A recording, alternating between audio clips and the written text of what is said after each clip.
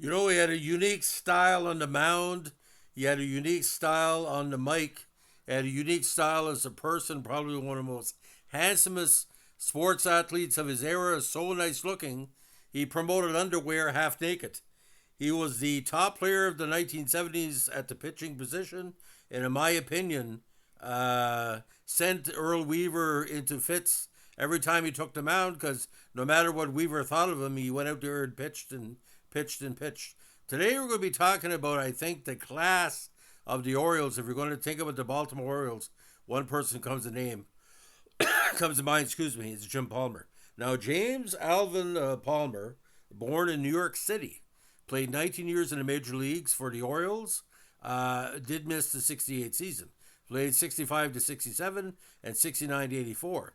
He was the winningest MLB pitcher in the 1970s with 186 victories, or 18.5 a season. He also won at least 20 games in 8 different seasons and won 3 Cy Youngs and 4 Gold Gloves during the decade. His 268 Orioles victories are the most in team history. A 6-time American League All-Star, he was also one of the rare pitchers who never allowed a grand slam in any major league contest. Had a very unique pitching style, sort of like Juan Martial meets Louis Tiant. Now, he appeared in the postseason 8 times and was a vital member of the 3 World Series champions, 6 AL pennant winners, and 7 Eastern Division title holders. He is the only pitcher in history to earn a win a World Series game in 3 different decades, the 60s, the 70s, and the 80s. He's also the youngest pitcher to pitch a complete game shutout in a World Series, doing so as a 20-year-old in 1966, in which, get this, he defeated Sandy Koufax in Koufax's last appearance, what he called passing of the torch. He was one of the starters on the last rotation to feature 4 20-game winners a single season in 71, and of course he was elected in the Baseball Hall of Fame in 1990 with more than 90% votes cast for him. Now, since his retirement as an active player in 1984, he has worked as a color commentator on telecasts of MLB games for ABC, sometimes with Earl Weaver when he was still alive, and ESPN, and for the Orioles on the Home Team Sports, Comcast Sportsnet Mid-Atlantic, and the Mid-Atlantic Sports Network. He's also been a popular spokesperson, most famously for Jockey International for almost 20 years. He was nicknamed Cakes in the 1960s because of his habit of eating pancakes for breakfast on the days he pitched. Wade Boggs had chicken, he had pancakes. Now, born in Manhattan, research conducted by his third wife Susan in 2017 revealed that his biological father and mother were Michael Joseph Guerin and Marianne Moroney, both Irish immigrants from counties Leitrim and Clare, respectively. Joe was a married 41-year-old man about town, while Marianne was an unmarried 37-year-old domestic worker for the Feinstein family, which was prominent in the garment industry. Moroney gave up her infant for adoption and concealed information in New York City birth registry, where Palmer is listed as baby boy Kennedy, whose father was Moroney and mother was Kennedy. Moroney was the incorrect spelling of his surname, as listed when she registered at Ellis Island, while Kennedy was her sister Catherine's married name. Moroney eventually married John Lane, and the couple had a daughter, Patricia. Palmer's biological half-sister, who unfortunately died of leukemia age 40 in 1987. As of May 2018, the Palmers were still searching for Patricia Lane's daughter, whose married name is Kimberly Hughes, and who would be Jim Palmer's half-niece. Guerin died in 59 and Moroney in 79. Now, 2 days after he was born, he was adopted by Mo Weinstein and his wife Polly, a wealthy Manhattan dress designer and a boutique owner, respectively, who lived on Park Avenue. His sister Bonnie was also adopted by the Weisens. The family's butler taught the young Jim to throw a baseball in Central Park, and the rest was history. After his adoptive father died of a heart attack at 55, the 9-year-old Jim, his mother and sister, moved to Beverly Hills, where he began playing in youth baseball. In 56, his mother married actor Max Palmer, but Jim continued to go under his name Jim Weinstein until a year later. At a Little League banquet, just before being presented with an award, he asked the coaches to identify him as James Alvin Palmer. Through all these years, that night was highlighted my entire life, Max recalled. Max was a character actor, and there were 2 men who shared that name who worked in show business during similar time periods. The Max, who was Jim's second dad, worked mostly on TV on such programs as Dragnet, Bat Masterson, and the Colgate Comedy Hour. He was Jewish, and he also earned a living by selling shoes. The other Max Palmer, also erroneously credited as Jim's father, worked in several movies as a monster. He was 8'2" and later became a pro wrestler and eventually a Christian evangelist. Now, Jim played baseball for the Beverly Hills Yankees, where he pitched and also hit home runs as a talented outfielder. The family eventually moved to Scottsdale, where Jim played baseball, basketball, and football at Scottsdale, Arizona High School. He earned all state honors in each of the three sports after graduating with a strong 3.4 grade point average in '63. Palmer also showed his prowess at American Legion Baseball, and the University of Southern California, UCLA, and Arizona State University each offered him full scholarship. Stanford offered him a partial scholarship as well. Now, Bobby Winkles of Arizona State suggested that Palmer get more experience playing collegiate summer baseball, so Palmer went to South Dakota to join the Winter Pheasants of the Basin League. The team advanced all the way to league finals, and Palmer caught the attention of Baltimore Orioles scout Harry Dalton while pitching in the second game of the title series. According to Palmer, 13 Major League Baseball teams recruited him after the season wrapped up, but Jim Russo, the scout who also signed Dave McNally and Boog Powell, and Jim Wilson of the Orioles made the best impression on his parents with their polite manners. Palmer signed with Baltimore for $50,000, and the rest is $1 million history. Now, he was a high-kicking pitcher known for an exceptionally smooth delivery, and Palmer picked up his first Major League win on May 16, '65, beating the Yankees in relief at home. He hit the first of his three-career Major League home runs, a two-run shot in the fourth inning of that game, off Yankee starter Jim Bouton. Palmer finished the season 5-4. In '66, he joined the starting rotation. Baltimore won the pennant behind Frank Robinson's MVP and Triple Crown season. Palmer won the final game against the Kansas City Athletics to clinch the AL East pennant. The AL pennant.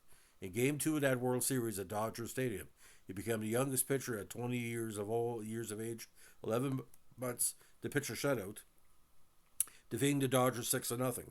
The underdog Orioles swept the series over an LA team that featured Sandy Koufax, Don Drysdale, and Claude Osteen. The shutout was part of a World Series record-setting 333 and a third consecutive shutout innings by Orioles pitchers. The Dodgers' last run was against Mo Drabowski. Their third inning in Game 1, Palmer, Wally Bunker, and Dave McNally pitched shutouts in the next three games. Now, during the next two seasons, he struggled with arm problems. He had injured his arm in '66 while using a paint roller in his new house in Baltimore. Cortisone injections allowed him to pitch for the rest of the season in the World Series, but in '67, his arm continued to feel heavy. He threw a one-hit game against the Yankees on May 12th, but was sent to the minor leagues after a poor start against the Red Sox 5 days later. Now, while trying to make it back with the Rochester Red Wings in Rochester, New York, Palmer surrendered his only grand slam in his entire pro career, which was hit by the Buffalo Bison's Johnny Bench. He only pitched 3 more games for the Orioles in '67. In '68, he was limited to 10 minor league games with no appearances for the Orioles. The outlook of his career was so bleak, Palmer considered quitting baseball to attend college or trying to be a position player. He had been placed on waivers in September '68 and was left unprotected by for the Kansas City Royals and Seattle Pilots in the expansion draft 1 month later, but was not claimed. After he pitched for an instructional league team, the Orioles sent him to pitch for the Santa Cruz Crabbers in the Puerto Rican Winter League. Before he left for Santa Cruz, however, Palmer attended a Baltimore Bullets game and sat next to Marv Foxman, a pharmaceutical representative who suggested to try Indocine. In Santa Cruz, Palmer's arm stopped hurting and his fastball began hitting 95 again. It was a miracle as far as I was concerned, and the rest was history. Now, when he returned healthy in '69, he rejoined an Orioles rotation that included 20-game winners McNally and Mike Cuellar. He missed July with a 6-week stint on the disabled list, but it was for a torn back muscle, not because of his arm. That August 13th, he threw a no-hitter against Oakland just 4 days after coming off the disabled list. It was the only no-hitter of his career. He finished the season with a mark of 16-4, 123 strikeouts, .234 ERA, and 800 winning percentage. The heavily favored Orioles were beaten in the World Series by the Mets, with Palmer taking a loss in Game 3. It just wasn't the time for him that year. In 1970, Cuellar won 24-8, McNally 24-9, and Palmer 20-10. In '71, the trio went 20-9, 21-5, and 29 respectively, with Pat Dobson going 20-8. Only one other team in MLB history, the 1920 White Sox, has had four 20-game winners. Palmer won 21 games in 72 and won 22 and 9 in 73, walking off his first Cy Young. His success was interrupted in 74 when his arm started giving him trouble in spring training. Eventually, he was down for 8 weeks with elbow problems. Palmer had lost 7 games in a row by the time he went on the disabled list on June 20th. He was diagnosed with an ulnar nerve injury, and orthopedic surgeon Robert Curlin prescribed rest, hot and cold water therapy, and medication. Surgery was considered, but Palmer's pain lessened and he was able to return to play in August, and he finished that campaign 7-12. Now, he was at his peak again in 75, winning 23 games with 10 shutouts, allowing just 44 hits in those games, and fashioned a 209 ERA, all tops in the AL. He completed 25 games, saved one, and limited opposing hitters to a 216 batting average. But on July 76, he received a fine from AL President Lee MacPhail after hitting Mickey Rivers with a pitch the day before. Palmer said it was in retaliation for Doc Ellis hitting Reggie Jackson with a pitch earlier in the game, then complained when Ellis, who did not admit to throwing at Jackson, was not fined. Palmer won his second Cy Young Award and repeated his feat in 76, 22 and 13. During a later year, he won the first of 4 consecutive Gold Glove awards. Jim Cott, who won the award 14 years in a row, moved to the National League, where he won the award that year and in 77. Now, after making $185,076, Palmer hoped for a raise in 77. The Orioles offered $200,000 initially, but Palmer wanted $275,000. He finally agreed on a $260,000 salary with a bonus for a significant contribution. In 77 and 78, Palmer won 20 and 21 games respectively. Despite his 20 wins in 77, the Orioles almost refused to give him a bonus. After the Major League Baseball Association filed a grievance in Palmer's dispute and threatened to go to arbitration, which likely would have resulted in Palmer becoming a free agent, GM Hank Peters relented and gave him the bonus. During the period spanning 70 to 78, he won 20 games in every season except for 74. During those 8-21 seasons, he pitched between 274 in the third and 319 innings per year, leading the league in innings pitched 4 times and earned run average twice. During that span, he threw between 17 and 25 complete games each year. Frustrated that pitchers had become free agents like Vida Blue and Bert Blyleven were making more money than him in 79, Palmer told a reporter for the St. Paul Pioneer Press, "I'm going to aggravate the Orioles until they trade me." Weaver responded by penning a note to the locker that said, "Happy Father's Day, now grow up."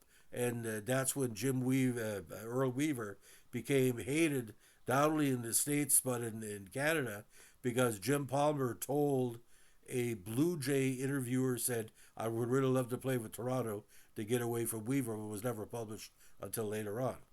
Now, he said he's right, he's underpaid, he's worth $1 million when he's pitching, but he signed for $260,000. Palmer eventually got over being discontent, and the team won the AL pennant. Weaver tabbed Palmer to start Game 1 of the ALCS against the Angels, though Palmer asked him to start Mike Flanagan, the 79 Cy Young Award winner. Instead, Weaver valued Palmer's experience. Matched up against Ryan, Palmer allowed 3 runs in 9 innings, taking no decision. He's left the game tied. The Orioles won the 10th on a Johan Lowenstein home run and won the series 3-1. Of course, he lost in 7 games in a tough series against the Pirates. Now, from 80 through 85, Palmer was hampered by arm fatigue and a myriad minor injuries. Even so, he brought a stabilizing veteran presence to the pitching staff. In 81, Palmer got the feud of all people Doug DeCinces after DeCinces missed a line drive hit by Alan Trammell in a game against the Tigers. According to DeCinces, Palmer was cussing me out and throwing his hands in the air after the play. "Those balls have to be caught," Palmer told the paper. Doug is reluctant to get in front of the ball. "I'd like to know where Jim Palmer gets up criticizing others." DeCinces responded, "Ask anybody, they're all sick of it. We're a 24-man team and one prima donna. He thinks it's always someone else's fault." That was a lot of problem because Jim Palmer knew his worth. And not to sound completely bizarre, but he was Jim Palmer, Now, this feud simmered until June when Weaver said, "I see no cause for concern. The third baseman wants a pitcher to do a little better, and the pitcher wants a third baseman to do a little better. I hope we can all do better and kiss and make up. The judge gave me custody of both of them." Palmer ultimately blamed Brooks Robinson for the dispute. If Brooks had been the best third baseman of all time, the rest of the Orioles wouldn't take it for granted that any ball hit anywhere within the same county as Brooks would be judged perfectly, fielded perfectly, and thrown perfectly, nailing perfectly what seemed like every single opposing batter. Like how you replace God, as we like to say. Uh, After Palmer posted a 6.84 average ERA in 5 starts, Jim Hank Peters announced that Palmer is never ever going to start another game in Orioles uniform. I've had it. Weaver moved Palmer to a bullpen, but with the team needing another starter, he put Palmer back in rotation in June. Shortly thereafter, Palmer went on an 11-game winning streak. His final major league victory was noteworthy, pitching in relief of Mike Flanagan in the third game of the '83 World Series. He faced the Phillies' celebrity-studded batting order and gave up no runs in a close Oriole win. Of course, Pete Rose, Joe Morgan, Tony Perez, yada, yada, yada. Now, the 17 years between Palmer's first World Series win in '66 and the '83 win is the longest period of time between first and last pitching victories in a World Series for an individual pitcher in league history. He also became the only pitcher in Major League Baseball history to have won World Series games in 3 decades. Also, Palmer became the only player in Orioles history to appear in all 66, 69, 70, 71, 79, 83 of their World Series appearances to date. Palmer was also the only Orioles player on the '83 championship team to have previously won a World Series. He retired after being released by Baltimore during the '84 season. He retired with a 268, 152 win-loss record with a stellar 286 ERA. He was elected to the Hall of Fame in 1990, his first year of eligibility. Now, while still an active player, he did very efficient color commentary for ABC for the coverage of the '78, '80, and '82 ALCS, the '81 ALDS between Oakland, Kansas City, and the '81 World Series, with Weaver as a sidekick. And if the Orioles didn't make the playoffs, Palmer would be called in sort of like Tom Seaver as well. Now, from '85 to '89, Palmer formed and announced a team with Al Michaels and Tim McCarver at ABC, which some consider the best baseball trio ever. He announced the '85 World Series, where he was supposed to team with Michaels and Howard Cosell, whom Palmer had worked with on the previous year's ALCS. McCarver replaced Cosell for a World Series after the last minute, after Cosell released the book, I'll Never Play the Game, that was critical of the ABC Sports team. The team of Palmer, Michaels, and McCarver would subsequently go on to call the '86 All-Star Game, and that year Palmer worked with Michaels on the ALCS, while McCarver teamed with Keith Jackson on ABC's coverage of the NLCS, the '87 World Series, and '88 All-Star Game, as well as that year's NLCS. He was also present at San Francisco's Candlestill Park on October 17, '89, when the LA earthquake hit prior to Game 3 of the World Series. After the '89 season, ABC unfortunately lost his contract to do broadcast baseball to CBS. Now, Palmer had earned $350,000 from ABC that year for appearing in around 10 regular season broadcasts and making a few postseason appearances, around $15,000 a night. Good money if you can get it. Now, in 1990, the LA Times reported that Palmer was thinking of pursuing work as a major league manager. Palmer worked as an analyst for ESPN instead, and as a broadcaster for Orioles games on a local telecast over WMAR and Home Team Sports. Now, get this. In '91, Palmer attempted to come back with the Orioles. He explained in his '96 book, I wanted to see if it could be like Nolan Ryan was the game or what George Blanda was the football. ESPN, which was trying to cut expenses, had asked him to take a pay cut and sign a 3-year contract. Palmer said he would sign a 1-year contract for less pay, but ESPN refused. I wouldn't be here today if the broadcasting climate had been more to my liking. This was really my prime motivation, the fact that I no longer had that obligation, Palmer said during spring training. Now, covering Palmer's spring training workouts, SI said that Palmer's comeback was not entirely about money. He wrote that it is fair to suspect that a certain vanity is involved. BHOFer said that Palmer has failed to excite either ridicule or astonishment. He's in fabulous condition, no question. But no matter whom he lines up with on a row of practice mounds, there's more pop in the gloves of catchers other than his. He said, I couldn't throw 95 miles an hour anymore, but the best I could do was 80. Now, while working out at University of Miami during his comeback attempt, Palmer was approached by a Miami assistant coach, Lorenzo Collazo. Collazo reportedly told him, you'll never get in the Hall of Fame with those mechanics. I'm already in the Hall of Fame, Palmer replied. To help Palmer's pitching motion, Collazo and Palmer completed unusual drills that involved Palmer placing a knee or foot on a chair as he tossed the ball. Now, after giving up 5 hits and 2 runs in 2 innings of a spring training game, he retired permanently. Palmer said he tore his hamstring while warming up for the game, commenting, "I'm not saying I wouldn't like to continue, but I can't," he said. "I heard something pop in my leg yesterday. It wasn't a nice sound. I don't know what that means, but I think it's going to play havoc with my tennis game." Now, from 94 to 95, he returned to ABC, this time via a revenue sharing joint venture between MLB, ABC, and NBC called the Baseball Network, to once again broadcast with McCarver and Michaels. In 95, the reunited team would call the All-Star Game, Game 3 of that LDS between Cincinnati and LA, Game 4 of the NLDS between Atlanta and Colorado, Games 1 and 2 of the NLCS, and Games 1 and 4 and 5 of the World Series. The trio were also intended to call the previous year's World Series or ABC, but were denied the opportunity when the entire postseason was canceled due to a strike. He is currently a color commentator on Masson's television broadcast of Oriole games.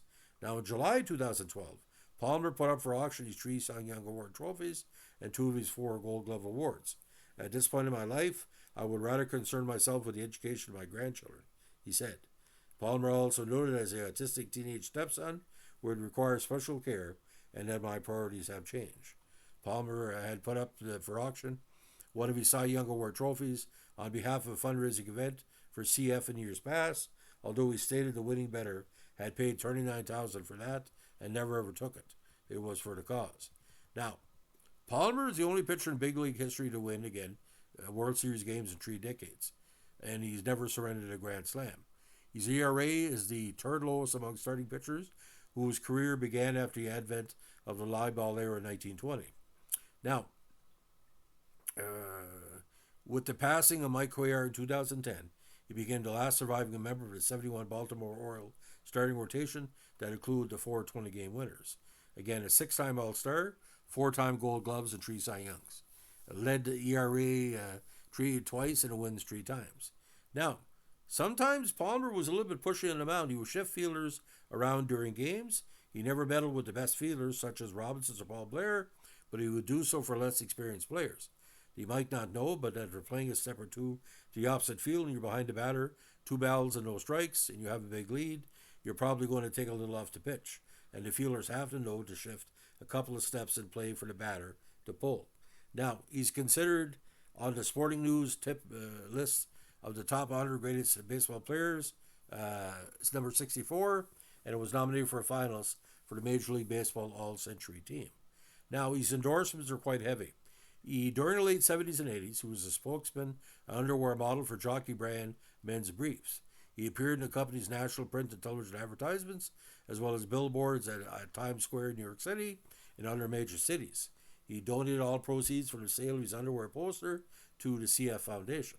Now, from 92 and 99, he was frequently seen on television throughout the United States in commercials for the Money Store, a national home equity and mortgage lender. He was periodically appeared in ads and commercials for vitamins and other health-related products. He also represents Cosamin DS, a joint health supplement made by Nutramax Laboratories in Maryland.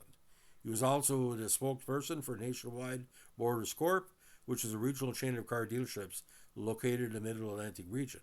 He's also a spokesperson for the National Strikeout High Cholesterol campaign. Additionally, Palmer serves as a member of the advisory board of the Baseball Assistance Team, a nonprofit dedicated to helping former Major League, Minor League, and Negro players through financial and medical difficulties. Now, his personal life has been a little bit complex because some good and some bad. Shortly after graduating from high school in 63, he married a former Susan Ryan in 64. He had 2 daughters with Ryan, named Jamie and Kelly. Ryan was not a huge baseball fan, as Palmer recalled.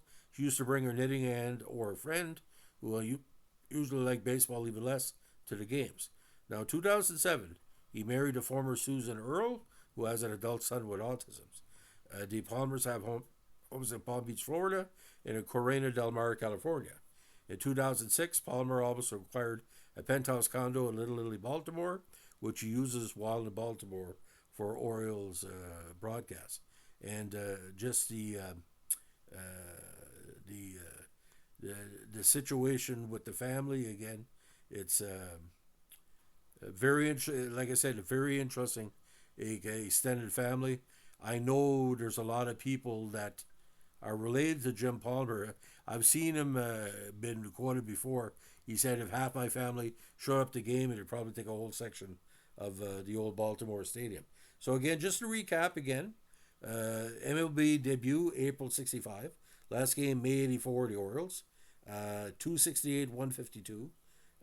Three-time World Series, six-time All-Star, three-time Cy Young, four-time Gold Glove, three-time AL wins, consecutive 75 to 77, two-time AL ERA leader, 73, 75. No hitter. He's famous number 222 has been retired by the Orioles, and again, the Hall of Fame and the induction in the Baseball Hall of Fame in 1990. And it's very, very interesting. But Palmer, he should have got into acting as well. Very like if Tom Cruise and Robert Redford had a child together, or Paul Newman, who kind of looked like Jim Palmer, wavy hair, handsome guy. But I like to see him pitch. Like I've been very fortunate, ladies and gentlemen, because in the 1970s I had the Orioles, I had the Yankees, I had the Blue Jays, I had the Expos, I had the A's, I had the Reds, and to see Jim Palmer, who used to get the AL Game of the Week on the French channel, and Jim Palmer, the French announcer, said used to call him Mister Smooth, but there's no translation from French to English. But in the French, it's like somebody that's really knows what he's doing. But him and Steve Garvey were kind of the two matinee idols of the 1970s baseball. But I always liked Jim Palmer because he asked him once, he said, what's it like being coached by Earl Weaver? And he said, well, I could say no comment, but you can read my mind. They never really got along. They never hated each other. But, Earl Weaver was so abrasive and Jim Palmer was Jim Palmer. I mean, you say Jim Palmer, that says it up right there. So, ladies and gentlemen, if you like what you're doing here, we're a vintage baseball podcast. Let us know what a like, comment, subscribe, or share. But it's hard to believe that Jim Palmer has given nearly 65 years to Major League Baseball directly or indirectly. It's just freaking amazing to look back at it, because as an announcer and stuff like that, he would make it as an announcer too if he would just in a very, very smooth way. And you got to understand, to have Al Michaels doing the play-by-play, you need somebody just as good as Al Michaels. For example, Danny Gallivan had Dick Irvin. I think Al Michaels and Tim McCarver. Tim McCarver's not a very good announcer, by the way. And Tim McCarver was made better by Jim Palmer. And the less they would work together, like McCarver would make not very well liked amongst the Canadian viewers.